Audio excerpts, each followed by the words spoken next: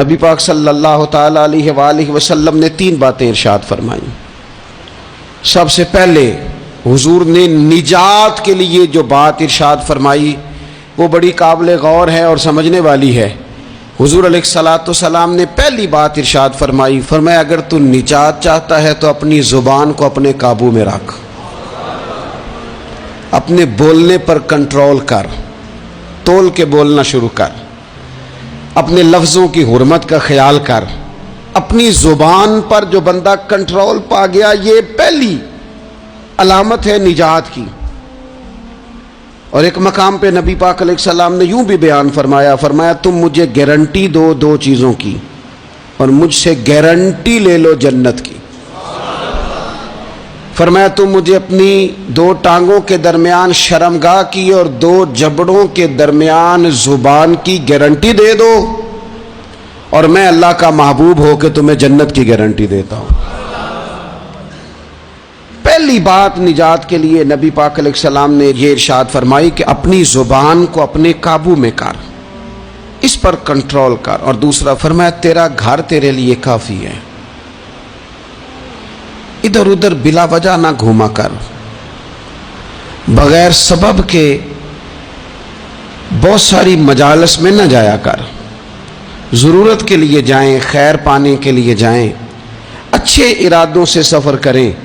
گئے ہمارے صوفیاء علماء دور دراز کے سفر کیے محدثین نے، کس لیے؟ حضور کی احادیث کو جمع کرنے کے لیے، نبی پاک علیہ الصلوۃ والسلام کے فیضان سے حصہ پانے کے لیے۔ لیکن فرمایا ادھر ادھر نہ، کچھ لوگوں کو بڑا شوق ہوتا ہے، اس مجلس میں بھی جائیں گے، اس محفل میں بھی جائیں گے، اس کی بھی سنیں گے، اس کی بھی سنیں گے۔ نتیجہ یہ رہے گا کہ بے یقین ہو جائیں گے، اپنے گھر سے نکلیں گے، گھر گھر پھریں گے، کسی گھر کے نہیں رہیں گے۔ تیرے لیے تیرا گھر کافی ہے، اپنے گھر رہ، اپنا گھر جو ہے وہ تجھے کفایت کرے، اپنے گھر میں قیام کر۔ یہ دوسری علامت ہے نجات کے لیے۔ اور تیسرے نمبر پہ نبی اکرم صلی اللہ تعالی علیہ وسلم نے فرمایا اگر تو نجات چاہتا ہے نا تو اپنی خطاؤں پہ رویا کر، اپنی خطاؤں پہ آنسو بہا، اپنے آپ پہ رو، اگر چاہتا ہے کہ بچ جائے۔ 3 چیزیں نبی پاک علیہ الصلوۃ والسلام نے بیان فرمائیں، زبان کو قابو میں کرو، اپنے گھر میں قیام کرو، اور فرمایا کہ تم اپنی خطاؤں پہ رویا کرو۔ یہ 3 اگر چیزیں تمہیں میسر آتی ہیں تو پھر رسول پاک علیہ السلام کی زبان فیض حق کے ترجمان سے گارنٹی مل رہی ہے کہ اللہ اس بندے کو نجات عطا فرمائے گا۔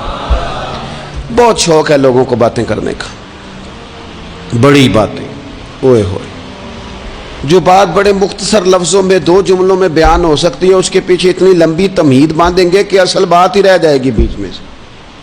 گفتگو، بات، بولنا، یعنی بات ہو رہی ہے، گفتگو ہو رہی ہے 2 لوگوں کے بیچ، اور کوئی دانا آدمی بات کر رہا ہے تو فٹافٹ مداخلت کریں گے اور جملہ پھینکیں گے، کہیں گے کتھا کلامی معاف، اور اپنی بات شروع کر دیں گے۔ تو میں کئیوں کو روک کے کہتا ہوں کہ پہلے آپ پوچھ تو لیں ہم نے معاف کیا بھی ہے کہ نہیں۔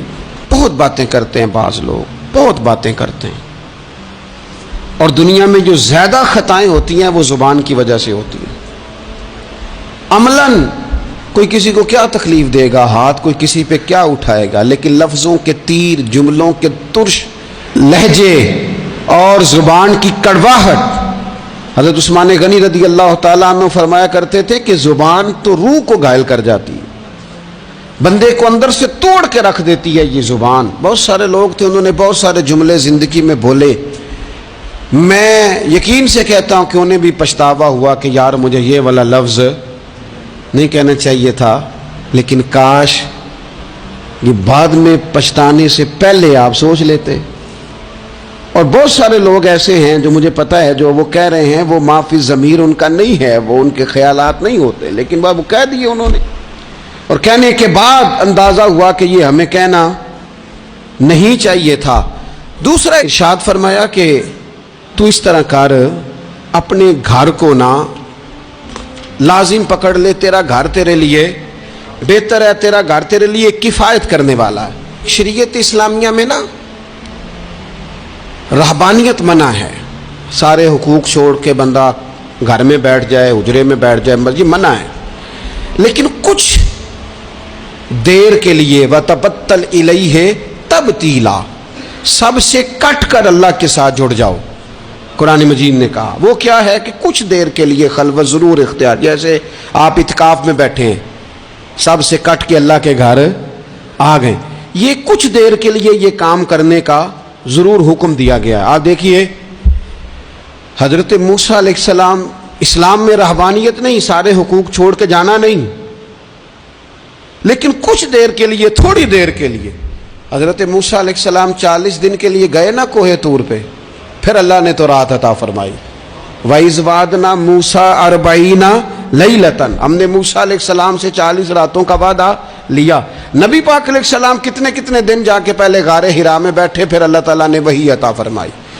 تو کچھ اپنے گھر میں وقت گزاریں, عبادت میں وقت گزاریں, اللہ کی یاد میں وقت گزاریں. سارا وقت گھومنے میں پھرنے میں ضائع نہ کر دیں. کچھ لوگ ایسے عبادت کے لیے بٹھاؤ تو تھکے ہوئے ہیں, اور ان سے کو کہیں جانا ہے تو وہ تیار بیٹھے ہیں. تو کچھ اوقات اپنے اس پر بھی لگائیں. اور تیسری بات جو ارشاد فرمائی گئی وہ یہ ہے کہ اپنی خطاؤں پہ رویا جائے.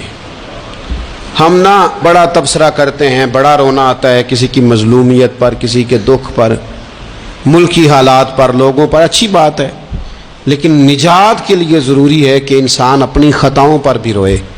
اور نبی اکرم صلی اللہ تعالیٰ علیہ وسلم نے فرمایا کہ اگر تمہیں اللہ کے خوف سے آنکھ سے اتنا قطرہ بھی نصیب ہو گیا جتنا مکھی اور مچھر کا پر ہوتا ہے, تو اللہ تبارک و تعالیٰ اتنا بھی تمہاری آنکھ سے آنسو نکل گیا تو جس طرح بھینس کے تھنوں سے نکلا ہوا دودھ دوبارہ تھنوں میں نہیں جاتا, تم بھی دوزخ میں نہیں جاؤ گے.